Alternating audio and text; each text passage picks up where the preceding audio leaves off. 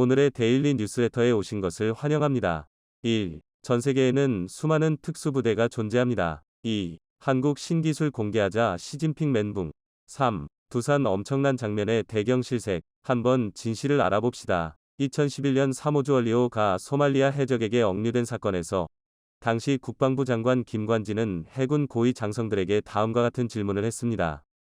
UDT, 실 E707 특임대 정도로 강한가? 김 장관은 이 사건에서 해군 특수전전단을 투입하는 것이 적절한 조치였지만 그들의 능력에 대해 궁금했습니다. 김 장관은 자신의 기억 속에서 707 특임대가 놀라울 정도로 강력했기 때문에 그들 이상의 작전을 수행할 수 있는 능력을 가지고 있는지 알고 싶었습니다. 실제로 김관진 장관은 이전에 제2군단장, 제3야전군 사령관, 제33대 합참의장 등을 역임하며 특전사 중의 특전사로서 707 특임대의 훈련을 직접 지켜본 경험이 있었습니다. 이로 인해 그는 707 특임대에 대한 강한 신뢰와 예의를 가지고 있었습니다. 그러나 국방부 장관의 강력한 신임을 받았던 707 특수임무대대의 전신은 실제로 따로 존재합니다. 그것이 바로 한국 최초의 대테러 부대인 606 특공부대입니다.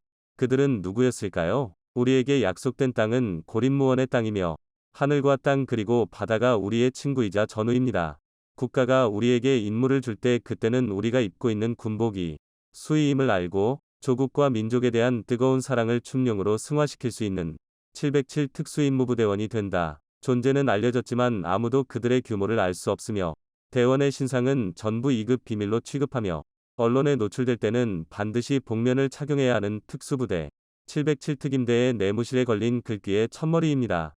전 세계에는 수많은 특수부대가 존재합니다. 가장 많은 특수부대를 보유한 국가는 미국입니다. 헐리우드 영화에 수없이 등장하면서 그 존재가 잘 알려졌지만 실제로 미국의 특수부대 규모는 대단합니다. 1년 국방비로 760조 원을 투입하는 미국은 2위부터 8위까지 위 모든 국방비 지출을 더한 것보다 많은 국방비를 지출하는데요. 이렇게 많은 국방비 중 상당한 규모가 오직 특수전사령부 USSOCOM을 운용하기 위해 사용된다고 하죠. 이 특수전사령부는 육해공은 물론 해병대까지 아우르는 거대 조직으로 예하에 상당히 많은 부대를 보유하고 있습니다. 대표적으로 네이비, 실로 불리는 해군 특수전전단은 지난 2011년 5월 오사마 빈 라덴을 제거하면서 잘 알려졌는데요. 1962년 창설된 이 부대는 해군 소속임에도 지상작전 및 공중작전까지 전천후로 투입됩니다. 월남전 당시 베트남 하천에서 비정규 작전을 수행하며 존재가 알려졌고 1991년 이라크의 쿠웨이트 침공으로 발발한 걸프전에서도 엄청난 활약을 펼친 것으로 유명합니다. 총 3,000명을 10개 팀으로 나눠서 운용하는데 이 부대에서 가장 잘 알려진 건 저격수, 스나이퍼입니다. 헐리우드의 대표적인 저격수 영화 아메리칸 스나이퍼의 주인공 크리스 카일 이 네이비 실 소속이었죠. 또 하나 대표적인 부대가 있습니다. 바로 멜타포스로 불리는 특전사인데요. 한때 세상을 공포에 몰아넣었던 이즈의 지도자 알바그다다 제거 작전에 투입된 것으로 잘 알려졌습니다. 시리아에서 미군을 철수시키겠다는 트럼프 전 대통령의 발표가 있은 직후 세거 작전을 계획하고 실행했죠. 헬기 8대에 나눠 타고 시리아로 날아간 델타포스 대원들은 골칫덩어리 알바그다디를 말끔하게 제거하며 역시 델타포스라는 명성을 이어갔습니다. 멜타포스는 미군뿐 아니라 전 세계 모든 특수부대 중에서 가장 고도의 훈련을 받는 특수부대입니다. 신입 부대원들은 신체적으로도 심리적으로도 완벽히 태어나기 위해 6개월간의 특수전 훈련을 거친 후에 죽음을 각오하는 작전에 투입되죠. 그런데 델타포스 출신의 마이크 페논이라는 전술사격 교관은 자신이 델타포스 시절 함께 훈련했던 다른 나라의 특수부대원에 대해 평가를 내린 적이 있습니다. 자신이 이제까지 경험한 흥콩비오대, 영국 SAS, 호주 SASR, 폴란드 JW 그롬, 덴마크, 러시아 및 이스라엘 등 모든 특수부대보다 한국의 707 특임대가 월등히 뛰어났다고 평가했죠. 그런 이유인지 미국의 멜타포스, 독일의 GSG9 등 대테러 부대들은 오히려 한국으로 자국 요원을 파견해 벤치마킹할 정도로 대단한 능력을 자랑합니다. 그런데 이 707 특임대에 전신이 있습니다. 바로 606 특공부대인데요. 1977년 10월 독일의 미난기 루프트한자가 공중에서 납치당하는 사건이 발생합니다. 비행기에 탄 4명의 범인은 비행기를 공중에서 납치해 소말리아의 모카디슈에 강제로 착륙시키고는 감옥에 갇힌 자신들의 동료를 석방하라고 요구했죠. 그러나 이들의 꿈은 오래가지 못했습니다. 독일의 대테러 특수부대인 GSG9 요원들이 투입된 지 5분 만에 상황이 종료됐죠. 이들의 활약을 지켜본 박정희는 차지철 당시 경호실장을 불러서는 대테러 특수부대를 창설할 것을 지시하죠. 이에 차지철은 특전사 예하 각여단에서 무술 고단자 및 사격 특기자를 중심으로 요원을 선발해서는 606 특공부대로 전입시킵니다. 그렇게 1978년 제1기 606 특공부대가 그리고 1년 뒤 제2기 606 특공부대가 창설됩니다. 각 특공대에는 44명의 부사관과 장교 4명으로 구성했습니다. 자타가 공인하는 한국 최고의 특전사들로 이뤄진 만큼 이 특공대에 소속된 요원들의 자부심은 대단했습니다. 현재 경찰 특공대, 스와트가 입는 검정색 전투복과 검정색 베레모의 기원이 바로 606 특공부대였죠. 이들은 기존의 특전사 공수부대원보다 훨씬 강력한 훈련을 받았습니다. 무술훈련, 사격훈련, 낙하훈련, 항공기 침투훈련을 주로 했는데 훈련 한 번에 골절 환자가 한 명씩 발생할 정도로 강도 높은 훈련을 받았죠. 부대원을 모집할 당시 이미 무술고단자들로 추렸음에도 매일 몇 시간씩 무술훈련을 받아 살아 숨쉬는 인간병기로 태어나기 시작했습니다. 이들이 익힌 무술이 실전무술, 즉 살상무술로 불리는 특공무술이었습니다. 그러나 이들이 독일 항공기 납치 사건을 계기로 만들어진 만큼 훈련은 주로 항공기 납치 상황을 가정하고 이뤄졌습니다. 가장 중요한 훈련이었죠. 대한항공이 제공한 낡은 항공기를 이용해 매일 밤 침투 훈련을 했죠. 또한 특수부대인 만큼 체력 강화 훈련도 게을리하지 않았습니다. 이들의 한 번씩은 30kg의 군장을 메고 10km씩 구보를 했다고 하죠. 하지만 인간병기로 키워지던 이들은 창설 후 1년 만에 12.16 사건을 겪게 됩니다. 김재규의 총에 맞은 박정희와 차지철이 사망하죠. 그리고 12.12 군사반란으로 정권을 잡은 전두환은 이 부대의 성격을 바꿔 자신의 개인 경호를 맡겨버렸죠. 인간병기들이 질지에 전두환의 개인 경호 부대로 바뀐 겁니다. 사복을 입고 청와대 경호를 맡고 지방행사까지 따라다니는 등 본연의 임무를 잃어버리고는 흐지부지하다. 김영삼의 문민정부가 들어서면서 공식적으로 해체되어 부대원들 대부분은 고향 특전사로 복귀했습니다. 어쨌든 1979년 군사반란으로 정권을 잡은 전두환은 자신을 보호할 친위 경호부대를 창설할 것을 명령했는데 그때 이미 한국에는 최고 수준의 606 특공부대가 있었죠. 그런데 606 부대가 대통령 경호에 차출되니 대테러 임무를 담당할 부대가 없어집니다. 그래서 606 특공부대를 27 부대로 개칭한 후 1982년 특수임무부대를 창설합니다. 그 부대가 바로 707 특임대죠. 하지만 이 특임대 창설의 속사정도 정치권과 무관하지 않습니다. 군사반란 당시 전두환과 하나회의 신군부 창설에 반대하던 정병주 특전사령관은 하나회 소속이던 제3공수특전여단장 최세창 준장이 이끌고 온 제1호 대대에게 제압당하고 맙니다. 전형적인 하극상이었죠. 그런데 특전사령관이 근무하는 당시 특전사령부 본부는 반란군이 속한 제3공수특전여단의 영내에 있었는데 사령부 본부에는 무장병력이 없었고 특전사령관을 지킬 수 있는 유일한 인물은 비서실장 김호랑 소령뿐이었습니다. 그는 권총 한 자루로 최세창에 맞섰으나 대대를 이끌고 온 그의 상대가 될 리 만무했죠. 결국 정병주는 총상을 입은 채 신군부에게 사로잡히고 말죠. 이후 특전사령관에 임명된 박희도는 자체 병력이 없는 무방비 상태의 사령관은 앞으로도 언제든 하극상으로 쉽게 제압당할 수 있다는 것을 깨닫고는 특전사 내에서 특출난 능력을 갖춘 이들을 뽑아 특전사령관 친위대, 즉 707 특임대를 창설한 겁니다. 707 특임대의 본래 임무는 특전사령관을 보호하는 사령관 친위대였으나 이후 국내 상황이 안정되면서 사령관 보호 임무는 차차 사라지고 86 아시안게임과 88 올림픽을 대비하면서 자연스럽게 대테러 임무 쪽으로 발전하죠. 원래 707 특임대는 존재 자체가 2급 비밀일 정도로 극비에 붙이는 것으로 알려져 있는데요. 언론 공개나 지휘관의 방문 시에도 부대원의 얼굴은 항상 복면을 착용할 정도로 신분 보장이 확실합니다. 이들은 기본적으로 대테러 작전을 수행하지만 전시에는 엑스파일이라고 내부적으로 불리는 비밀 작전을 수행합니다. 알려진 바에 따르면 이들은 특전사 속의 특전대라고 불리는 만큼 전쟁이 발발하면 평양 일대에서 작전을 펼치게 되죠.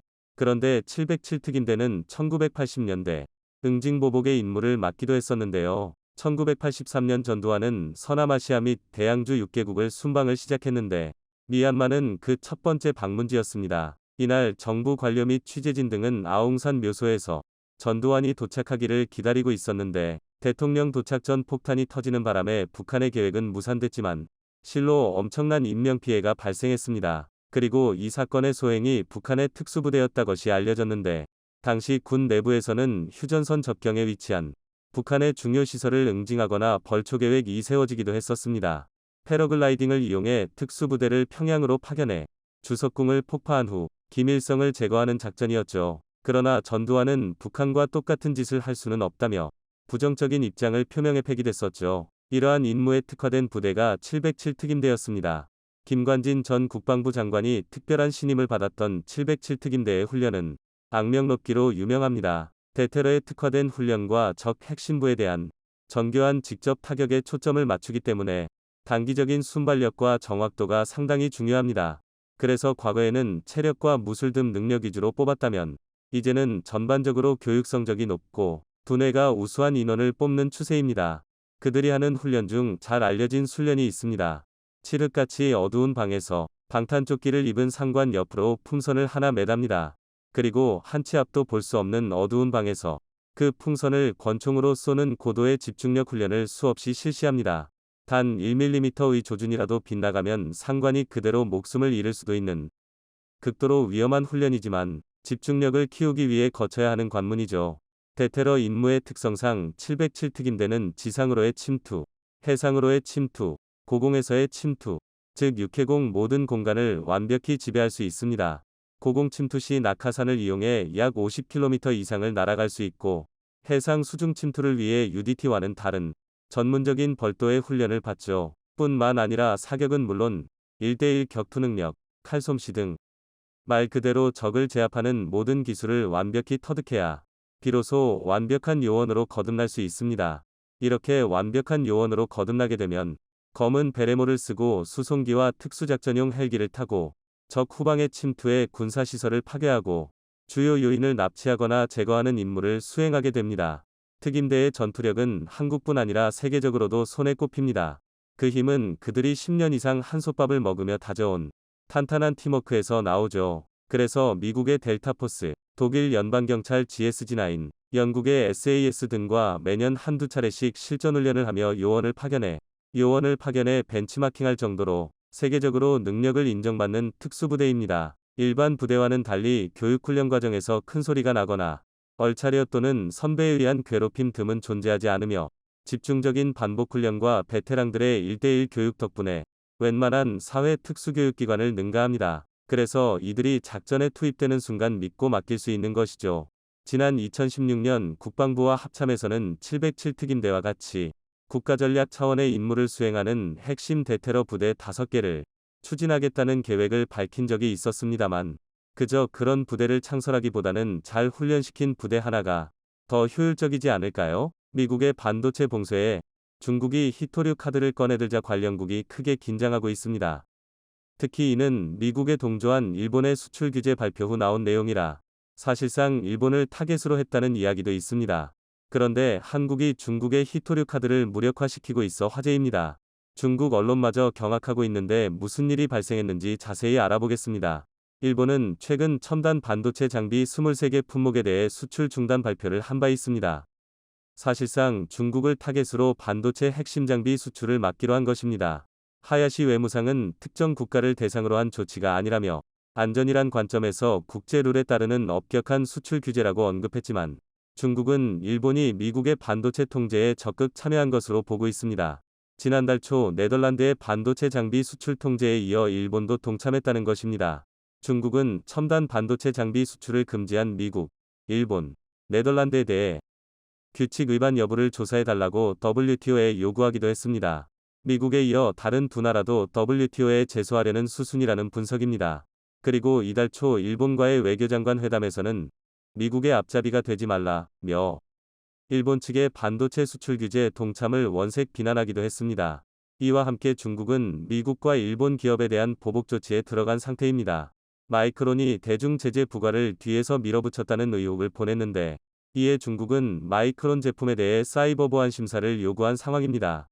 미국이 중국 화웨이를 퇴출시킬 때와 비슷한 명분과 형식을 취하면서 말입니다.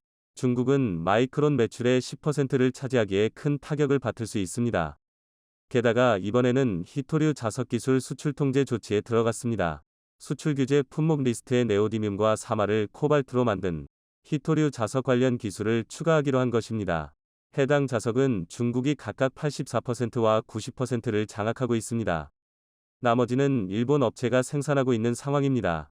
중국과 일본이 센카쿠 열도를 두고 대립했던 2012년 당시처럼 이번에도 히토류를 무기화하려는 의도로 분석되고 있습니다. 당시와 비슷한 상황도 만들어지고 있는데 최근 중국은 러시아가 지배하고 있는 쿠릴 열도 4개 섬에 대해 입장을 바꾼 바 있습니다. 기존에는 일본 영토임을 인정했지만 60년 만에 중립으로 돌아선 것입니다. 시진핑은 지난달 푸틴과의 정상회담에서 쿠릴 열도 4개 섬의 주권에 대해 어떠한 입장도 취하지 않겠다는 언급을 했습니다. 이는 1964년 일본 영토라고 인정한 마오쩌둥 전 국가주석의 발언을 뒤집은 것입니다. 이와 함께 중국 해경선이 센카쿠 영해에서 80시간이나 체류해 일본을 놀라게 했습니다. 역대 최장 침투였던 72시간 45분 기록을 넘긴 것입니다. 2012년 일본 정부가 센카쿠 열도를 국유화한 이후 가장 길었던 사건입니다. 이런 대립 자체가 2012년 센카쿠 열도 분쟁으로 중국이 히토류 카드를 꺼냈을 때의 상황을 재현하려는 것 아니냐는 분석이 나오고 있습니다. 당시 네오디뮴, ND, 수급에 문제가 발생해 연구자석 가격이 10배 이상 폭등했죠. 2012년 오바마 대통령이 중국을 WTO에 제소했을 정도입니다. 중국은 몇 년 전부터 히토류 카드를 언급하며 실행 의지를 보이고 있습니다. 트럼프 행정부 시절이던 2019년 미국과의 무역전쟁이 최고조에 달하자 시진핑이 히토류 무기화를 공식 언급하기도 했습니다. 2019년에는 장시성을 방문해 한 공장을 시찰한 적이 있는데 이 회사는 네오디뮴으로 연구자석을 만들어 미국에 수출하던 기업이었습니다. 그리고 2021년엔 히토류 국유기업 3곳 등을 통합해 중국 히토그룹을 출범시켰죠. 히토류 생산량의 70%를 한 회사로 몰아 시장 지배력을 높인 것입니다. 중국은 전 세계 히토류 매장량의 23%에 불과하지만 생산의 70%를 차지하는 이유는 히토류 추출 과정에서 엄청난 공해 물질이 발생해 미국과 호주 등 주요국들이 생산을 중단했기 때문입니다. 히토류 1톤을 처리하는 데는 최대 2,000톤의 유독성 폐기물이 나옵니다. 미국이 1980년대 중반까지 히토류 산업을 지배했다면 2000년대 이후 중국이 전 세계의 97%를 장악했던 것을 볼 수 있습니다. 중국 기업들은 20% 상당의 보조금을 받으며 시장을 키워왔습니다. 미국은 히토류의 80%를 중국에서 수입하고 있습니다. 60% 정도는 촉매제로 사용하며 15%는 유리, 렌즈용으로 쓰고 있는데 문제는 각종 첨단 무기 제조에도 사용된다는 것입니다. F-35 전투기 한 대 생산에는 히토류 400kg 이상이 필요합니다. 이에 미국은 중국의 히토류 제한을 우려해왔습니다. 유럽연합 또한 공급의 98%를 중국에서 받고 있어 긴장을 나타내긴 마찬가지입니다. 현재 네오디뮴 자석은 론당 19만 1천 달러의 거래가 형성돼 있습니다. 중국의 히토류 카드로 사상 최고치 가격을 경신했던 상황입니다. 이에 세계 각국은 히토류 수입 의존도를 낮추기 위해 안간힘을 쓰고 있습니다. 그동안은 미국에서 채굴한 히토류를 우선 중국에 보낸 뒤 재련해 다시 일본이 수입해오는 방식이었지만 이제는 중국을 배제하기로 한 것입니다. 일본 정부 또한 중국의 히토류 자석 가공기술 수출 금지 내용을 알고 있다며 중국의 동향을 면밀히 관찰하고 있는 상태입니다. EU도 원자재 수입 다변화를 위한 대책 마련에 나서고 있습니다. 지난달에는 중국산 원자재 의존도를 낮추기 위한 핵심 원자재법 초안을 공개했습니다. 2030년까지 중국 등 제3국에서 전략적 원자재를 수입하는 비율을 역내 전체 소비량의 65% 미만으로 제한하기로 한 것입니다. 한국도 중국에서 히토류 자석을 88% 정도 수입하지만 대비를 해놓고 있습니다. 2019년 일본의 불화수소 등 수출 규제 조치를 순식간에 극복해낸 것을 봤기에 중국 또한 한국 기술력을 살피며 쉽게 수출 규제를 가하지 못할 것이란 분석입니다. 국내 언론들은 LG 이노텍의 첨단 자석 기술에 주목하고 있습니다. 성림첨단산업과 공동으로 히토류 사용량을 60% 줄인 친환경 자석 개발을 완료해 전기차 모터 공급망이 교란되는 상황에 대비할 역량을 쌓아왔다는 것입니다. 네오디뮴이나 사마륨 코발트 같은 중히토류 사용량을 대폭 줄인 것이 특징입니다. 중히토류는 고온에서 자력을 유지하기 위해 필수적인 물질입니다. 해당 함량을 줄이게 되면 자석의 내구성에 문제가 생길 수 있습니다. 그런데 성림첨단산업과 LG 이노텍이 기술적 어려움을 해결했고 기존보다 성능을 개선한 제품을 선보였습니다. 15kgauss, kg까지 성능을 내 현재 상용 제품보다 우수한 편입니다. 이 자석을 탑재하면 모터의 출력을 키우면서 크기를 줄일 수 있습니다. 이는 40년 가까이 고성능 자석을 개발해온 일본을 제친 기술로 머신러닝 방식의 시뮬레이션 기법을 도입해 최소 2년 이상 걸리는 개발 기간을 절반으로 단축시켰다는 설명입니다. 일본 언론마저 해당 내용을 보도하며 중국의 수출 규제 무력화로 주목하고 있습니다. 중국의 히토류 통제 소식에 현대비엔지스틸이 상한가를 가기도 했는데 이는 지난해 4월 성림첨단산업 지분 16.5%를 확보하며 2대 주주로 올라섰기 때문에 관련주로 부각된 것입니다. 히토류 원료 가공에 있어서도 국내 공장이 주목을 받고 있습니다. 호주 ASM 200% 출자한 KSM 메달스는 국내 유일 히토류 생산 기업입니다. 전기자동차와 풍력 터빈에 들어가는 네오디뮴 급속을 주력으로 생산하는데 네오디뮴 자석은 현재 생산 시운전 단계에 있습니다. ASM 대표는 충북 오창 공장에서 히토류를 생산해 한국 기업의 공급망 다변화에 앞장서겠다는 언급을 했습니다. 호주에서 들여온 히토류 원료를 가공해 수요 기업에게 공급한다는 계획입니다. KSM 메탈스 대표는 현대차 전기차 연구소 간 교류가 이어지면서 1년 넘게 협업 상태를 유지하고 있다고 설명했습니다. 호주는 현재 환경오염을 이유로 자국에서 생산한 히토류를 말레이시아로 보내 가공한 뒤 재수입하고 있습니다. 그런데 이번에 한국으로 눈을 돌린 이유는 한국 업체가 친환경 재련 공정을 개발해냈기 때문입니다. 충남대 신소재공학과 주도로 2018년 설립된 스타트업 지론덱은 독성가스를 사용하지 않고 히토류 원료를 재련하는 기술을 개발해냈습니다.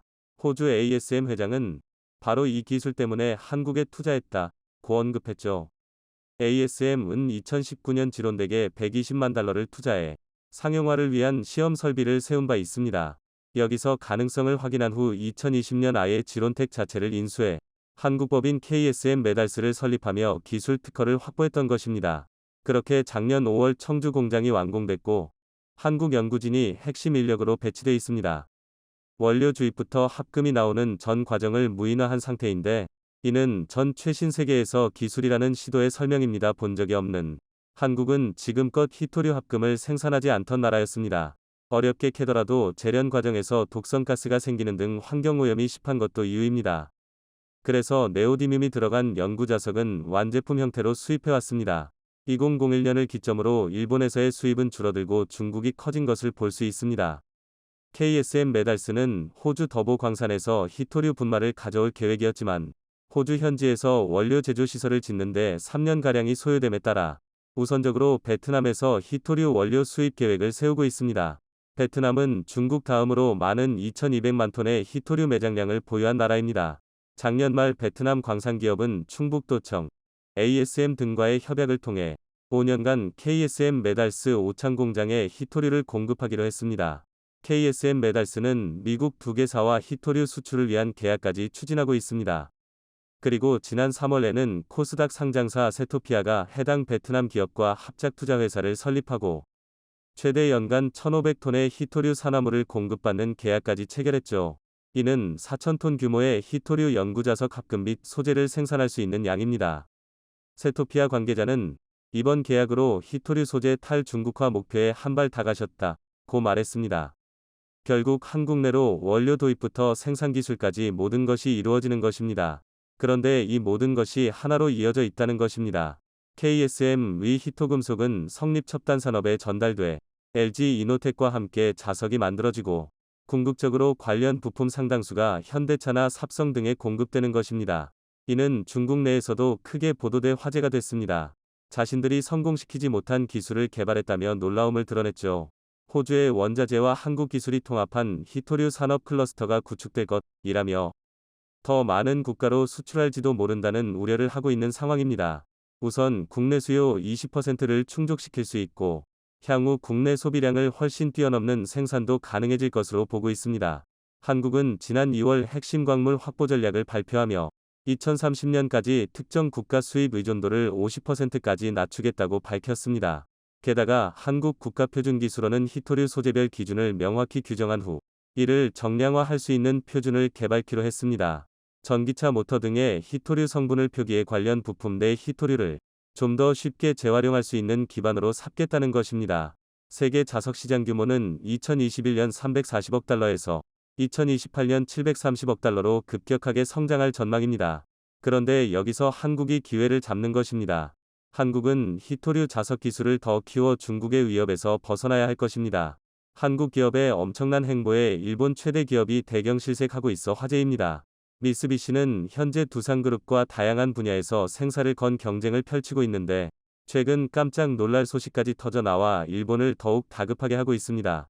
미쓰비시는 뒤늦게 두산을 따라하려 했지만 이미 한국이 3년이나 앞선 행보를 보여 긴장감은 더욱 높아지고 있습니다. 가스터빈보다 더 놀라운 소식, 무슨 일이 발생했는지 자세히 알아보겠습니다. 두산에너빌리티가 개발한 가스터빈은 작년 4월 김포 열병합발전소에 안착된 후 지난 4일 처음으로 점화에 성공한 바 있습니다. 국책과제로 대형 가스터빈 개발에 돌입한 지 꼬박 10년 만의 일입니다. 전세계 발전용 가스터빈 점유율은 미국 지 58%, 독일 지멘스 27%, 일본 미쓰비시 히타치 11%, 이탈리아 안살도가 4%를 차지하고 있습니다. 그동안 한국의 가스터빈 기술이 취약한 데는 원전과 값싼 석탄 화력 발전에 밀려 기술 개발이 뒤처진 면도 있습니다. 두산중공업은 가스터빈 사업을 1991년부터 시작했는데 처음에는 미국 GE와 15년간의 기술 제휴 계약으로 진행해 왔습니다.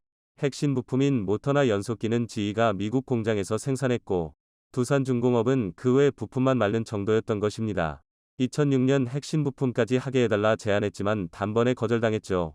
그해 한국 터빈 시장 진출을 위해 접근한 기업이 미쓰비시입니다. 두산중공업은 OEM 방식으로 가스터빈을 제작해 미쓰비시에 납품해 왔으며 블레이드 등 고부가 가치 부품은 전량 일본에서 수입해 조립한 것입니다. 미쓰비시는 한국 역량을 낮게 보고 기술 제휴를 맺었는데 2013년 한국 정부가 국책과제로 가스터빈 독자 개발물 결정하자 상황이 급변했습니다. 미쓰비시는 두산중공업에게 독자 개발에 참여하지 말라고 회유했으며 두산이 이를 거절하자 2016년 기술 제휴를 끊은 바 있습니다. 그럼에도 두산은 384건 이상의 특허를 출원하며 기술력을 높여왔습니다. 7년간 1조 원 규모의 연구개발비를 투자해 2019년 대한민국 최초로 발전용 가스터빈 독자 모델 개발에 성공했던 것입니다. 초기에는 실습 사업에 참여하겠다는 발전사가 선뜻 없었는데 서부발전은 국익 창출 가능성을 보고 장기적 관점에서 사업에 뛰어들었습니다. 6천억 원 정도가 투입된 김포열병안 발전소는 올 7월 준공을 앞두고 있습니다. 여기에 두산 가스터빈이 적용돼 2025년까지 실증운전을 벌일 예정입니다. 240시간 연속 운전에 성공하면 8,000시간 약 2년간 실증운전을 진행합니다. 터빈을 3600rpm까지 돌려 정상적으로 작동하는지 확인하는 것입니다. 이번 실중이 마무리되면 미국, 일본, 독일, 이탈리아에 이어 세계 5번째 발전용 가스터빈 기술 보유국이 되는 상황입니다. 발전소 인근 약 50만 세대의 전기를 공급하고 8만 세대의 열원을 제공할 수 있습니다. 상업운전은 중앙 제어가 이뤄지기 때문에 5명의 직원으로도 충분하지만 시운전 기간에는 철저한 모니터링을 위해 4배 많은 인원이 근무하고 있습니다. 한국형 가스터빈은 설비 용량 기준으로 중형이며 효롤로는 G 클래스입니다. 1500도씨 이상의 고온을 견뎌야 하기 때문에 특수합금으로 제조되고 4만여 개의 부품과 연동시키기 위한 정밀 주조와 고난도 기술이 요구됩니다. 터빈은 연소 에너지를 회전력으로 바꿔주는 450여 개의 블레이드를 장착하고 있습니다. 블레이드 한 개당 가격이 중형자 1대 가격과 맞먹을 정도로 고부가 가치 상품인 것입니다. 이번에 장착된 1호 가스터빈은 글로벌 제작사 대비 출력과 연료몰이 모두 열의에 있지만 8,000시간 실중운전을 마치는 대로 현재 개발 중인 상위 가스터빈으로 교체할 예정입니다. 이때 성능 어리를 어느 정도 만회할 것으로 기대하고 있습니다. 교체 후에는 20터부터 30년간 가동을 목표로 하고 있습니다. 두산 관계자는 에너지 안보가 중요한 시대에 독립운동문하는 마름으로 임한다는 표현을 했습니다. 현재 국내에는 56기 정도의 가스 발전소가 있는데 주로 1980년에서 1990년대에 만들어졌습니다. 통상적인 수명을 40년까지로 생각할 때 이제 끝 상당수가 교체 시기에 도래합니다. 지금까지 국내에 공급된 가스터빈 161기는 모두 수입 제품입니다. 외산 가스터빈을 수입해 가동해온 지난 30년간 기자재 및 부품비 등으로 36조 원의 외화가 유출됐습니다. 발전용 가스터빈은 기술 우위의 제품으로 독과점 선거기 강해 국내 기술이 없으면 도입 협상 시 불리한 위치에 놓일 수밖에 없습니다. 최근 5년간 한국 에너지 공기업들은 4,700억 원의 가스터빈 부품을 수입했는데 그중 55%가량이 일본 미쓰비시 히타치 제품으로 드러나기도 했습니다. 한 회사에 터빈을 설치하면 계속 같은 제조사의 부품을 사용할 수밖에 없는 구조라 중장기적인 측면에서도 국산화가 절실히 필요한 사업입니다. 반면 일찍이 국산화에 성공한 스팀터빈의 경우는 사정이 달랐습니다. 두산은 1980년대 스팀터빈 국산화를 이뤄냈는데 이후 매출의 70%가 해외, 30%는 국내일 만큼 운명이 갈렸던 상황입니다. 그만큼 국산화가 내는 파급 효과는 엄청납니다. 터빈을 이용한 발전은 크게 스팀터빈과 가스터빈 발전소로 구분할 수 있습니다. 발전 비중 1위인 석탄화력 발전은 석탄으로 물을 지펴 물을 끓이고 이때 발생하는 증기로 스팀터빈을 돌려 전기를 만듭니다. 하지만 이때 미세먼지가 다량 발생해 LNG 발전이 주목을 밟고 있습니다. 대기오염 물질이 3분의 1로 줄고 초미세먼지는 8분의 1로 감소되기 때문입니다. 가스터빈은 천연가스를 혼합해 폭발을 일으킨 뒤 터빈을 돌려 전기를 만듭니다. 흡입, 압축, 연소, 배기 4단계 과정이 하나의 구동축으로 이뤄지는 것입니다. 머리카락 한 올이 흔들릴 정도의 진동도 용납돼선 안 됩니다. 세계 2차 대전 때부터 전투기를 운용하던 나라들도 쉽게 만들지 못하는 이유가 여기에 있습니다. 결국 자국 실중 사례가 없으면 해외 수출에 매우 불리할 수밖에 없습니다. 즉 이번 상업운전 실적이 향후 수출을 결정할 중요한 역할을 맡게 된 상황입니다. 국내에서도 신규 복합발전소가 2030년까지 약 18기가와트 규모로 건설될 예정인데 두산 가스터빈을 사용할 경우 약 10조 원의 수입 대체 효과를 기대할 수 있습니다. 가스터빈 기술 자리는 수소터빈 개발에도 영향을 주고 있습니다. 지난해 전 세계 이산화탄소 배출은 36억 기가톤으로 역대 최대치를 기록했는데 약 86%는 발전소 등 에너지 부문에서 발생했습니다. 이를 극복하는 방법 중 하나가 수소온소 가스터빈입니다. 100메가와트 금 가스터빈을 돌리면 연간 약 47만 톤의 탄소가 배출되는데 수소 비율이 70%가 되면 기존 대비 40% 이상 배출이 감소됩니다. 두산은 현재 300메가와트 금 수소온소 연소기 개발을 수행 중에 있습니다. 지난해 8월 30% 수소온소 시험에 성공한 데 이어 올해 50% 달성에 돌입한다는 계획입니다. 그리고 2024년까지 수소만을 연료로 5메가와트급 소형 수소터빈을 개발하고 2027년을 목표로 380메가와트 금 수소전소터빈 개발까지 추진하고 있습니다. 수소 발전 기술은 전 세계에서도 이제 막 실증이 이뤄지고 있습니다. 미국, EU, 일본 등이 탄소 감축의 현실적인 대안으로 수소터빈 개발에 한창입니다. 바이든 정부는 1조 6천억 원의 수소기금 중 11%를 수소터빈 연구개발에 배정했고 유럽에서는 주요 기업들이 80메가와트 금 수소온소 실증평가 완료 후 수소터빈 기술 개발에 주력하고 있습니다. 일본 또한 2030년 수소 기반 발전 설비를 1기가와트로 늘리고 수소 투입량을 30만 톤까지 확대하는 계획을 수립하고 있습니다. 일본 경제연구소에 따르면 수소터빈 시장은 2030년 40조 원 규모에 달할 전망입니다. 두산에너빌리티 관계자는 가스터빈의 경우 우리가 뒤따라가는 상황이지만 수소터빈은 글로벌 경쟁사와 같은 출발선상에 있어 기회가 크다는 설명을 했습니다. 수소는 두산그룹 차원에서도 핵심 신사업으로 주목하는 분야입니다. 게다가 두산은 기존 강자들보다 3년 빨리 수소터빈 기술을 확보해 시장을 선점한다는 계획입니다. 수소연료전지 사업을 영위하는 두산퓨얼셀도 보유하고 있는 상태입니다. 수소 혼소 발전 시장에 뛰어드는 국내 기업으로는 포스코, 한화, 두산이 있습니다. 정부 역시 기업들의 기술 개발을 적극적으로 돕겠다는 입장입니다.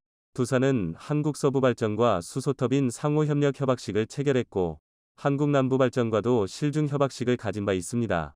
그리고 지역난방공사와 수소터빈 열병안 발전소 업무 협약을 체결했었죠. 한국이 수소온소 발전을 추진하자 기존 터빈 공급업체였던 미쓰비시가 뒤늦게 자신들도 참여시켜 달라며 적극적으로 구애를 하고 있습니다. 이번에 10조 원이 투입된 제트여객기 사업에서 철수를 한 후 향후 수소를 연료로 사용하는 터빈 등에 집중할 계획이라 밝히기도 했습니다. 하지만 이미 두산이 치고 나가고 있어 미쓰비시가 기회를 잡을 가능성은 낮다는 분석입니다. 두산은 차세대 원전으로 주목받는 SMR 분야에서도 미쓰비시보다 한 발 빠른 모습을 보이고 있습니다. 미국 뉴스케일 파워와 전략적 협력 관계를 구축해 기자재 우선 공급권을 확보했으며 미국 엑스에너지와 지분 투자 및 핵심 기자재 공급 협약을 체결하기도 했습니다. TSMC가 반도체 위탁 생산, 즉 파운드리로 성장했다면 두산에너빌리티는 SMR 분야에서 파운드리를 진행해 시장 선점을 노리겠다는 전략입니다.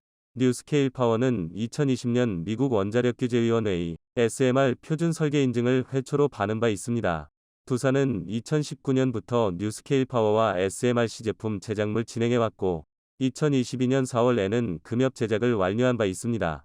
그리고 지난달 미국에서 열린 세계 최대 에너지 발전 전시회에서 뉴스케일 파워 측과 만나 기술 및 협력 방안 등을 논의했습니다.